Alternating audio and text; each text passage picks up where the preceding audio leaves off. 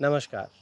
पिछले वीडियो में हमने सीखा कि जंगल लगाया कैसे जाता है। इस वीडियो में हम वो सारी चीज़ें सीखने वाले हैं जो हमें अपने जंगल के रखरखाव के लिए ज़रूरी हैं।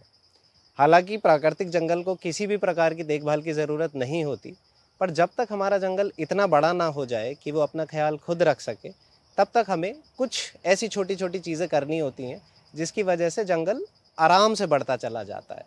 तो आइए इस वीडियो में सीखते हैं, हमारे जंगल की मेंटेनेंस कैसे करी जाती है।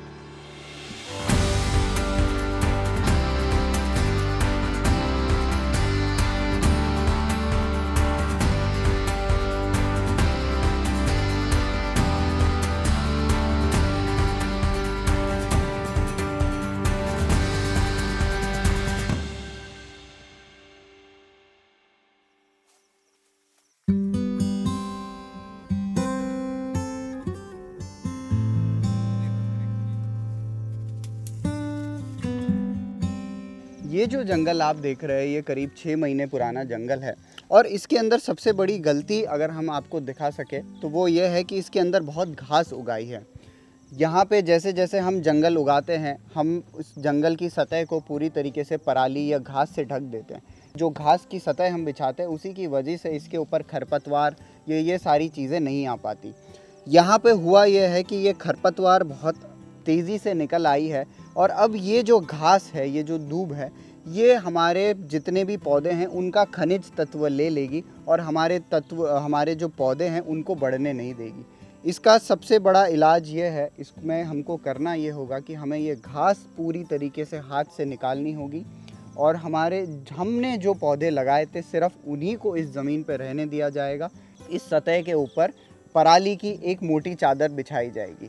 उसी से ये जंगल जो है फिर हमारे पौधे जो हैं वो बहुत तेज़ी से वापस बढ़ने लग जाएंगे। इसके अंदर आप जो ये देख रहे हैं कि ये जो बांस के डंडे हम लोगों ने लगाए हैं उसको अब दीमक ने खाना शुरू कर दिया है। तो जैसे जैसे क्योंकि ये पूरी तरीके से प्राकृतिक सामान हम इस जंगल को लगाने में इस्तेमाल करते हैं, तो धीमे धीमे जैसे ये दीमक हमारे इस बांस के डंडे को खाएगी, ये बांस इसी जंगल में मिल जाएगा। दीमक का जो डर है वो हमारे समाज में कुछ इस तरीके से व्याप्त है कि हम जैसे ही दीमक देखते हैं हम दवाई छिड़काव की बात करते हैं। बहुत सारा जहर हम हमारी ज़मीन के अंदर मिला के दीमक को ख़त्म करने की कोशिश करते हैं। दीमक जो है हमारे लिए, हमारे जंगल के लिए, हमारे जितना भी धरती है उसके लिए एक वरदान है। अगर दीमक नहीं होगी तो ये जो बांस का डंडा है, ये जो टूटी हुई टहनियाँ हैं, ये धरती के ऊपर इसी तरीके से पड़ी रहेगी जैसे कि कोई पत्थर पड़ा रहता है कई सालों तक। दीमक सिर्फ मरा हुआ जो तत्व है वही खा सकती है, वो जिंदा टिश्यू, जिंदा चीज़ नहीं खा सकती।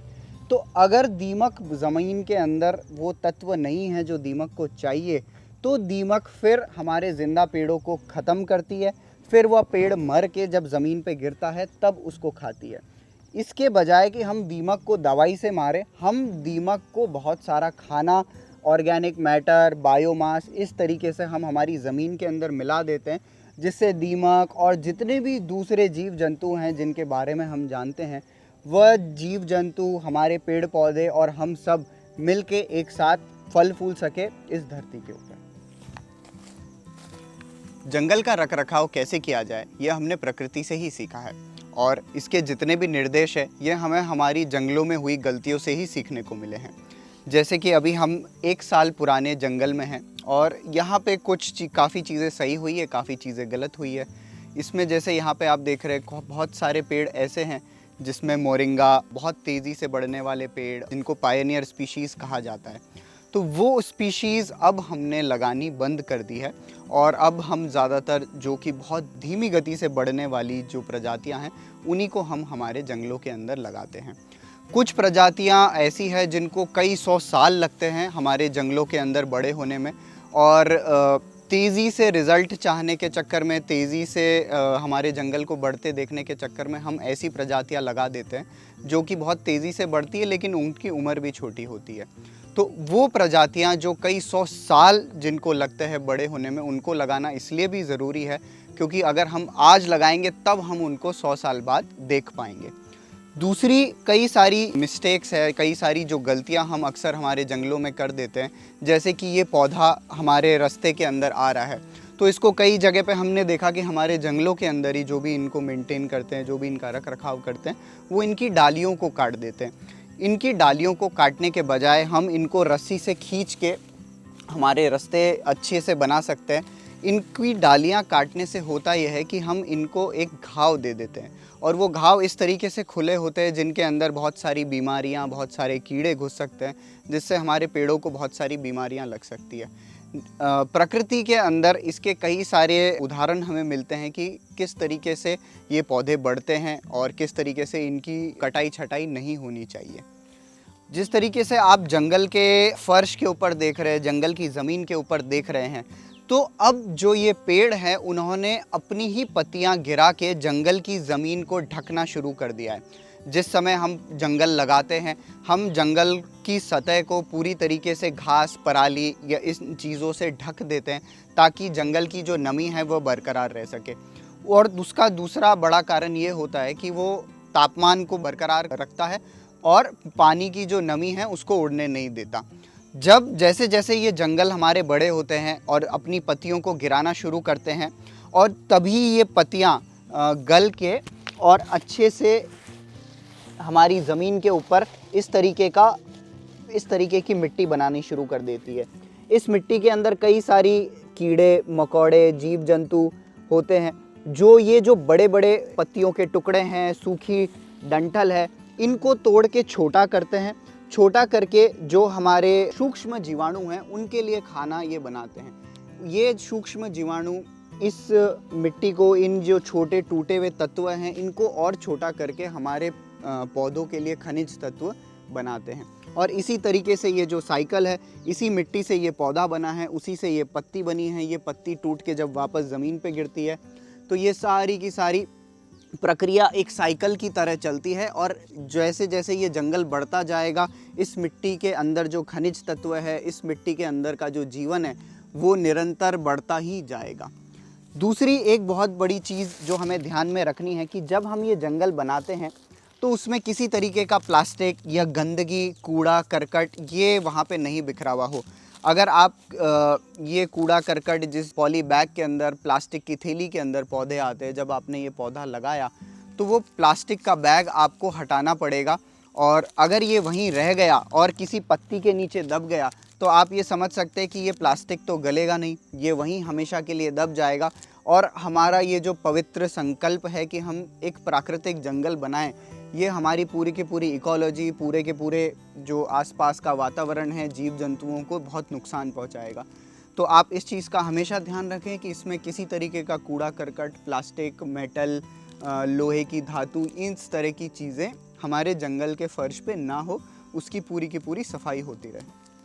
जब हम ये जंगल लगाते हैं तो हम हमारे पौधों के साथ एक डंडी लगाते हैं जिससे पौधे को सपोर्ट मिलता रहे, उस पौधे को सहारा मिलता रहे कि वो जब तक वह खुद की ताकत इतनी ना कर ले कि वो पौधा तेज़ हवा में गिरे ना, तब तक हम उन पौधों को सहारा देते हैं। लेकिन उन पौधों को सहारा देने के लिए हम उन्हें रस्सियों से बांधते हैं। उसमें सबसे बड़ा ध्यान हमें ये रखना है कि हमें इस तरह की रस्सी का इस्तेमाल नहीं करना है। ये जो प्लास्टिक की रस्सी है, ये जो नायलॉन की रस्सी है, ये हमेशा के लिए जंगल के फ्लोर पे रह जाती है। और अगर ये तना इससे और बड़ा होगा तो वह पेड़ को चोक भी कर सकती है, उस पेड़ का दम घुटा सकती है और उससे वो पेड़ मर भी सकता है, या उसके ऊपर की जो ग्रोथ है, उसके ऊपर का जो बढ़ना है, वो रुक भी सकता है। तो आप हमेशा इस चीज़ का ध्यान रखें कि हम जो भी रस्सी या जो भी तत्व हमारे जंगल बनाने के लिए इस्तेमाल करें, वो पूरी तरीके से प्राकृतिक हो और पूरा गल के वो जंगल की ज़मीन के अंदर घुल सकता हो और वो लंबा ना चले। एक चीज़ हमें इसमें और बहुत ज़्यादा ध्यान रखनी वो ये है कि जैसे जैसे हमारे पेड़ों के ऊपर, जैसे जैसे हमारा जंगल बढ़ता है, इसकी पत्तियां बढ़ती है, तो कई सारे कीड़े इन पत्तियों के ऊपर आते हैं। हमें कई बार ऐसा लगता है कि वो कीड़े जो हैं वो पत्तियों को खा रहे हैं, लेकिन अगर जब तक वो कीड़े पत्तियों को खाएंगे नहीं, हमारे जो पेड़ है, हमारे जो झाड़ियाँ हैं, वो एक तनाव के द्वारा नहीं गुजरेगी।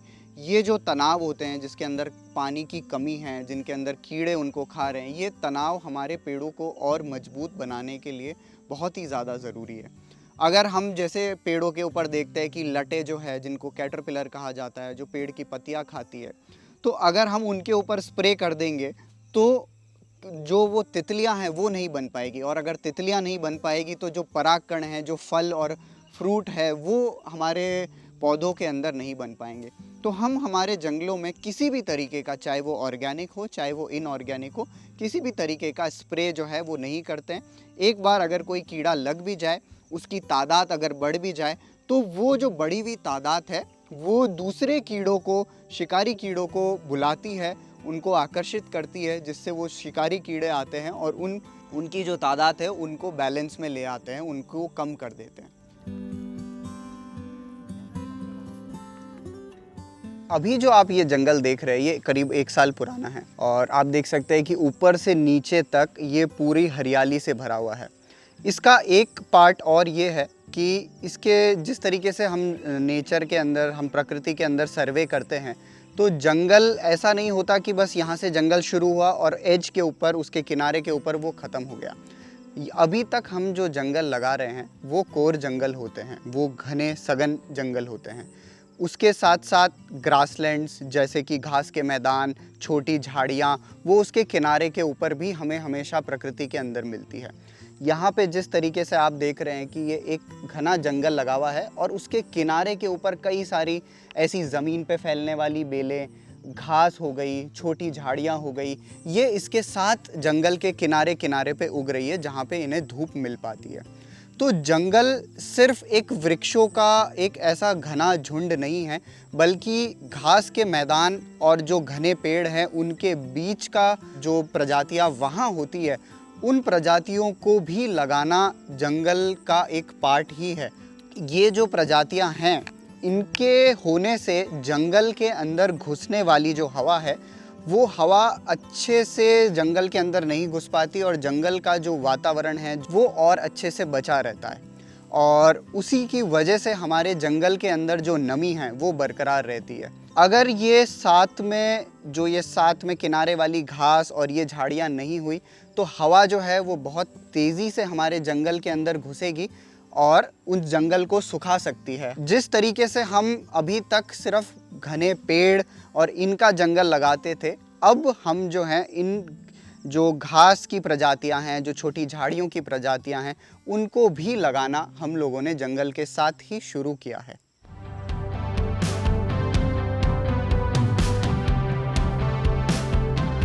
नमस्कार। इस वीडियो में आपने जंगल के रखरखाव की सारी जानकारी मालूम कर ली। आइए सीखते हैं कि जंगल से होने वाले प्रभाव को कैसे मापा जाए, जंगल की बढ़त को कैसे मापा जाए। मिलते हैं आपसे अगले और इस क्रम के आखिरी वीडियो में।